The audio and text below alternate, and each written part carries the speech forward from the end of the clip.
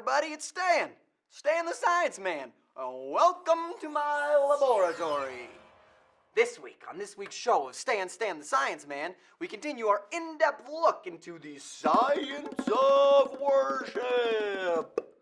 We keep diving deeper into the way that science and worship interact on this spiritual and supernatural dimension. Whoa.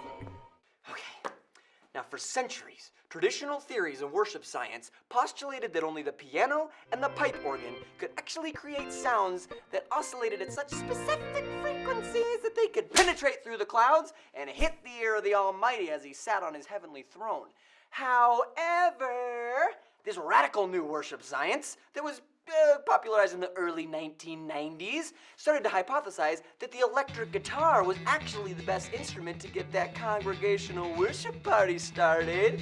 And this went on for years of back and forth and back until finally this argument was deemed futile because no archaeological evidence could be found to show that Jesus Christ ever played the pipe organ.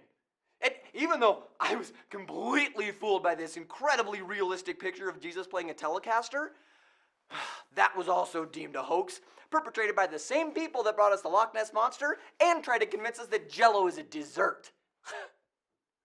So, what do you say we take a look at a pie chart? This pie chart shows us precisely that 80% of all pie charts look exactly like Pac-Man.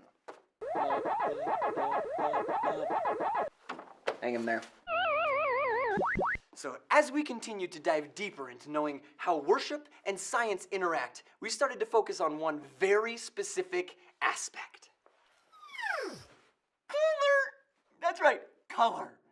Now, a recent survey has conveyed to us that if a worship leader is wearing a red scarf, that the subjects worship at half the rate than if the worship leader is wearing a plaid shirt, unless said plaid shirt wearing worship leader also has holes in his jeans, in which case we all know he shouldn't be leading worship because, come on, God only works with people who are dressed up. We all know that. What? Huh? What? This just in. I guess God can and does work with all sorts of types of people with worship. It's more about you giving your heart to God than it has anything to do with the clothes you're wearing or the volume or the type of music. Apparently, it's all about giving the praise and adoration to God way more than it has to do anything with us. I think we should look at another diagram. Now, this diagram shows a very important aspect. It shows the overlap between things that worship is about and our preferences. Let's analyze. Okay, so that's big, that's small. Wait, so if I'm reading this correctly, this is showing me that worship has nothing to do with our preferences. This is shocking.